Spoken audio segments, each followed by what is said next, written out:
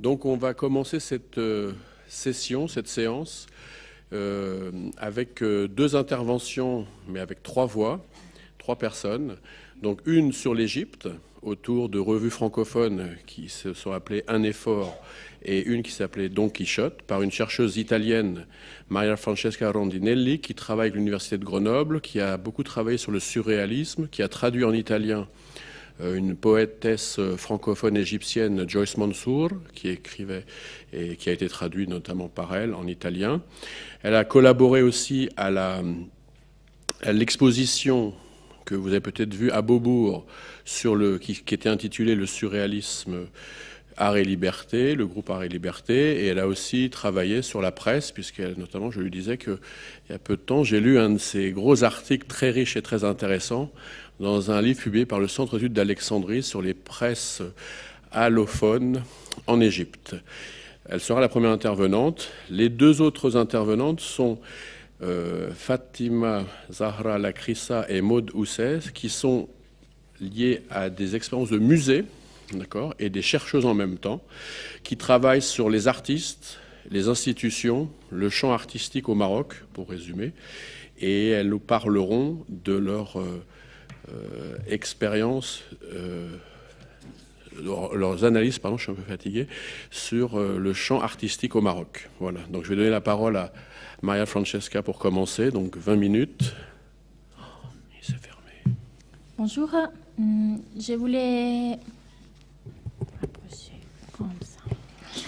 je voulais tout d'abord remercier Zaya Rahmani pour l'accueil et toute l'équipe pour l'organisation de ce colloque si riche en échanges et en ouverture sur le monde pour ce qui concerne les revues francophones, les revues critiques et culturelles dans le monde. Moi, je vais vous parler des revues francophones, donc Un effort et Don Quichotte, espace de la modernité culturelle et artistique en Égypte dans les années 30. À travers ces deux revues, publiées au Caire dans les années 30, nous nous proposons de retracer les débats culturels dont elles se font écho et qu'elles stimulent dans une période charnière pour l'Égypte qui voit à la fin du protectorat anglais la montée des revendications indépendantistes, l'influence du fascisme et la lutte antifasciste avec ses différentes modalités et groupements. Ces deux publications, fruits de la jeunesse égyptienne, comme on peut voir... Non, je suis là. Comme on peut voir un sous-titre de Don Quichotte, hebdomadaire dirigé par des jeunes. Ces deux revues, je disais, tout en étant différentes pour durée de vie, moyens, constitution, montrent dans leur évolution la force des revendications intellectuelles, artistiques et sociales qu'elles véhiculent. Nous avons choisi de suivre le cheminement des débats artistiques qui s'y reflètent, surtout en relation à l'engagement de l'écrivain polémiste Georges Hennen, proche du surréalisme et membre de la Fédération internationale de l'art indépendant, qui est Breton et Trotsky, créé au Mexique en 1938. Dès son retour en Égypte, après une jeunesse passée dans différentes capitales européennes à la suite de son père diplomate, naturellement confronté à sa propre condition identitaire de francophone appartenant à l'élite cosmopolite, ses fils des Pachas trouvent dans les groupements des essayistes un cercle dans lequel s'est confronté à des jeunes de son milieu. Et dans la revue Un effort qu'ils éditent, la première tribune d'expression de sa virulence contestataire. Hénin donne alors une nouvelle impulsion à la revue Un effort en voulant inscrire les jeunes cercles culturels égyptiens dans les débats qui s'animent autour des avant-gardes et de l'antifascisme. Non, je suis toujours là. La revue francophone Un effort, à parution mensuelle, était l'organe du groupe Les Essayistes, composé des jeunes gens qui appartenaient à l'élite cosmopolite et qui voulaient sortir de l'oasis de nuit, comme ils disent, qui représentait pour eux l'Égypte, en agrémentant l'existence vide qu'ils menaient par des occupations d'ordre intellectuel et des activités récréatives. Je vous ai mis quelques couvertures de la revue dans lesquelles on peut voir les logos du groupe Les mondes tenus par des ailes tendues vers les ciels, les propos utopistes des essayistes, surtout dans les premiers numéros, foisonnent. À côté du témoignage des différentes activités du groupe, excursions, concerts, événements mondains, la revue publie aussi les conférences qu'ils animent sur des sujets très divers. Un effort est ainsi les supports d'expression des jeunes utopistes qui aspirent à en faire un organe de rénovation culturelle. Les essayistes veulent participer de la vie intellectuelle égyptienne qui souhaite ouverte à l'ouverture littéraire et artistique européenne, en refusant tout conformisme littéraire. Non. Donc une photo des essayistes et je vous ai mis à côté quelques propos tirés d'un effort dans lesquels leur situation leur volonté d'animer la vie culturelle égyptienne s'y reflète. La grande liberté d'esprit et de parole d'une revue ouverte à tous les champs des possibilités intellectuelles, je l'ai cité à tous, sans distinction des nuances, d'époque, de clans ou de classements sensoriels, n'ayant pas vraiment de ligne éditoriale donc, et qui publiait dans une totale indépendance financière, en fait les viviers des jeunes talents libres de s'exprimer, comme Edmond Jabès. Mal comprise par la presse, l'entreprise des essayistes se bat contre l'indifférence et s'inscrit dans les panoramas culturels, surtout à travers sa bibliothèque.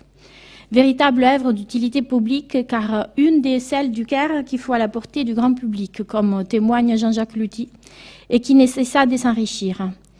Ce qui caractérise un effort dans les panoramas de la presse francophone d'Égypte serait les regards renouvelés adressés au pays auquel ses membres appartiennent, tout en y étant étrangers par leur langue, leur origine et souvent par leur nationalité. Alors qu'à sa création, les essayistes faisaient appel à un Occident, je vous ai mis une citation que je vous invite à lire sur la particularité justement d'un effort par rapport au cercle mondain qui foisonnait au Caire à la période.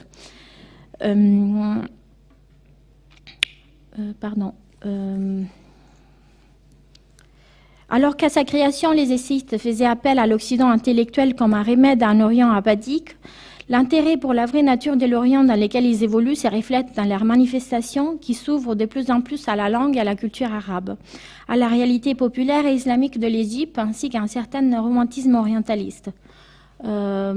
Pour faire des exemples, des bals costumés en l'honneur de Victor Hugo ou des musées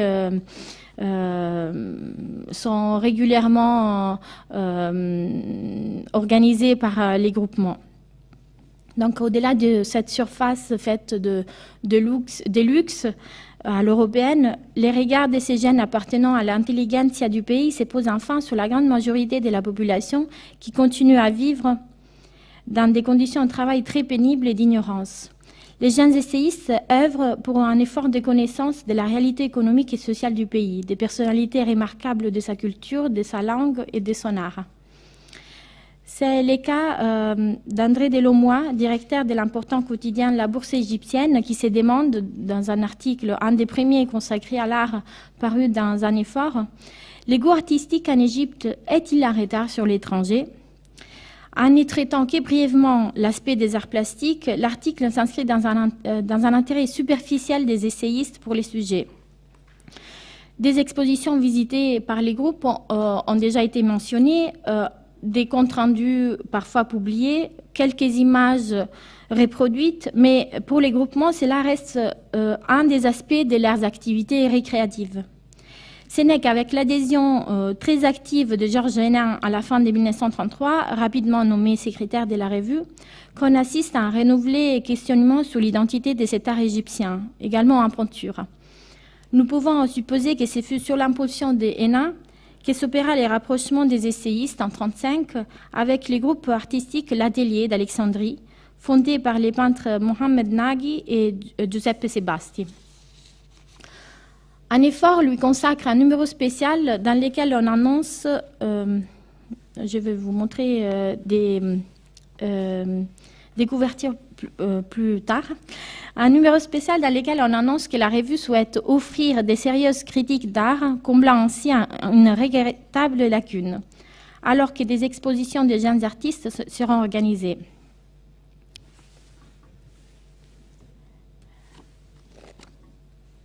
les essayistes, déjà à maison d'édition, devient aussi un salon artistique annuel, exposant dès décembre 1935 des artistes non intégrés dans l'officiel Salon du Caire, présidé par l'académique Société des Amis des Beaux-Arts. En prenant le contre-pied de l'officialité et de l'académisme du Salon du Caire, la revue devient ainsi le laboratoire d'expérimentation d'une réception artistique alternative. En mai 1935, un article signé par un ami des artistes, dans lequel on aperçoit les tons caustiques de Georges Hénin, témoigne de la mordacité d'esprit d'un essayiste critiquant ouvertement l'organisation du Salon du Caire à sa 15e exposition. Hénin fait paraître dans un effort aussi un propos sur l'esthétique, dans lequel il se charge d'expliquer sa conception de l'art, ce qui la motive et sa destination. Je vous laisse lire la citation dans laquelle je voudrais surtout souligner la fin. Les propensions violentes, brutes, autonomes qui sillonnent les zones étanches de l'individu vont les fournir un symbole disposant librement du réel, sans égard pour une vraisemblance trop longtemps subie. On voit bien ici et dans d'autres textes que Hénin publie dans un effort et dans d'autres supports de presse son adhésion au surréalisme. Un effort se consacrera de plus en plus aux arts et aux expositions. Les numéros 58, par exemple, se présentent comme un document. Vous voyez la couverture en haut à droite, comme un document pour l'histoire de la Renaissance artistique en Égypte. On y republie des extraits du supplément de la revue L'Arte, que la revue Arte consacrée en 1898 au Caire Salon, avec un historique du Salon des Peintures. On annonce les programmes des expositions des essayistes, qui prévoyaient un artiste par semaine pendant 3 mois. Et surtout, on reporte les propos du premier enseignant de l'école des beaux-arts du Caire, qui revenait dans un article de 1910 sur sa fondation et sur les interrogations qui l'avaient précédé. Donc, Guillaume Laplagne, je vous laisse lire la citation, souligne comme ces interrogations qui avaient précédé donc la naissance de l'école des beaux-arts partaient du postulat d'une sorte de handicap des Égyptiens à pratiquer la peinture ou la sculpture. Il s'insurge face à ces jugements téméraires, comme il dit, et il rappelle qu'il faut à tout développement intellectuel comme à tout développement physique des moyens d'existence et un milieu favorable, je les cite. En réponse à cela, un effort appelle dans un encadré à encourager les artistes, annonce une loterie en subvention des artistes que les salons des essayistes exposent et l'ouverture à la peinture du prix Mourtar, grand sculpteur égyptien dont Laplagne louait les exploits académiques dans l'article que je vous ai cité. À la disparition du sculpteur en avril 1934, ce fut chez les essayistes qui se réunirent des personnalités arabophones et francophones du milieu institutionnel, littéraire et artistique pour un grand hommage, dont un numéro spécial d'un effort illustré en dériva, numéro que nous n'avons pas pu consulter, mais dont on a quelques traces dans d'autres journaux francophones égyptiens. Donc un effort consacre, comme pour les cas de l'hommage à Mokhtar, d'autres numéros spéciaux au salon qu'ils organisent à l'atelier ou à des peintres comme Jaro Hilbert, qui était yougoslave, installé en Égypte depuis quelques années.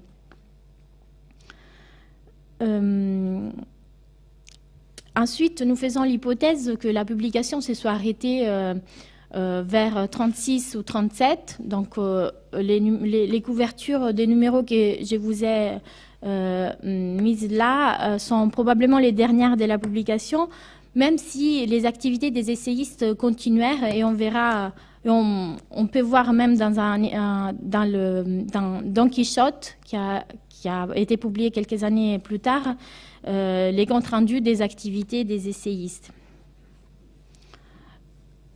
Excusez-moi.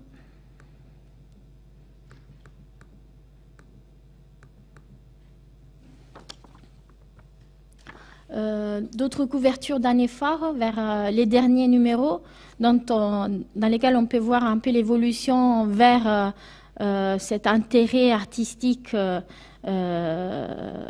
qu'il manifeste aussi dans les couvertures. Donc, j'ai beaucoup aimé celle sur l'aérodynamique, très blasphème.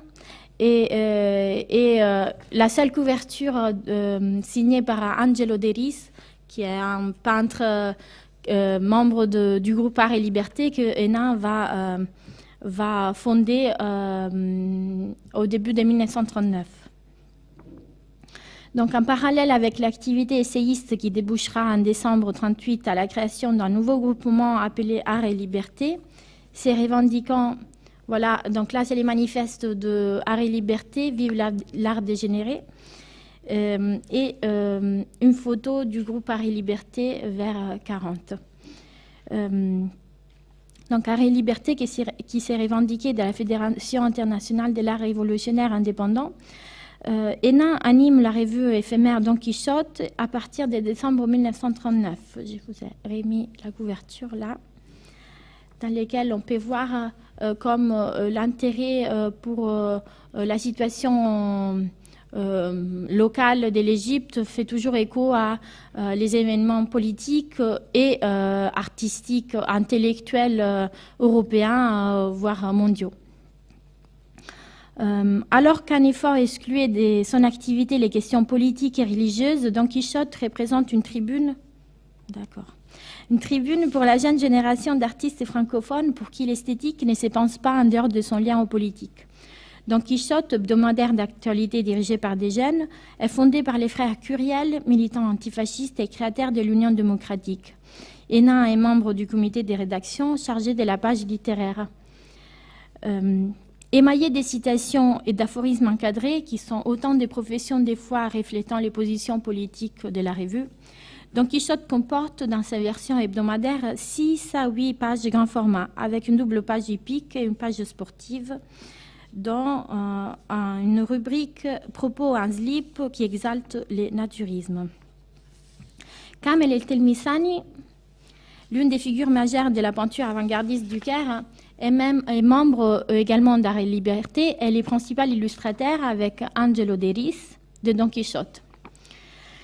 La rubrique « La parole est aux actes, la vie des jeunes » traite de l'activité des groupements et relaie en particulier les activités du groupe Art et Liberté.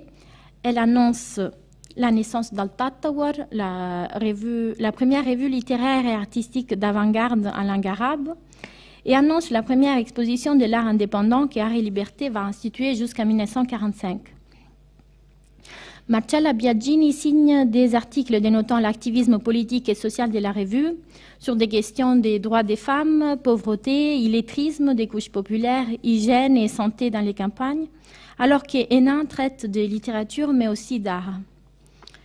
Par ses fortes prises de position, Don Quichotte suscite la polémique dans des cercles francophones égyptiens fortement marqués par le conservatisme.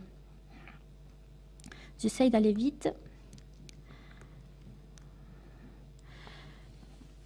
Un exemple est l'article virulent des Hénin à propos de quelques salauds dans lesquels il traite de porc, la fontaine, la bruyère et l'air semblable aux petits bourgeois. Une rubrique est confiée à Kamel El Telmisani, consacrée à l'art en Égypte, dans laquelle il présente des artistes comme ici Fouad Kamel, Sadiq Mohamed, Aïda Shahadeh, dont je vous ai mis des images. Dans le dernier article de cette rubrique, dans les derniers numéros d'un effort que nous avons pu consulter, les numéros 17, Georges Hénin présente son compagnon Kamel El Telmisani et dans un article qui est un manifeste de l'internationalisme en art. Je voudrais conclure avec l'appel à nos lecteurs que Don Quichotte publie en ouverture du dernier numéro de l'hebdomadaire pour annoncer la parution de la revue en format à parution mensuelle que nous n'avons pas pu consulter, dans lesquels on revendique les raisons de la lutte que Don Quichotte veut mener pour les triomphes d'un art et d'une pensée libérée de tous les conformismes et de toutes les conventions pour qu'il règne ici, comme dans le reste du monde, un commencement de justice sociale et un surcroît de liberté et de dignité humaine. Je vous remercie. Merci beaucoup.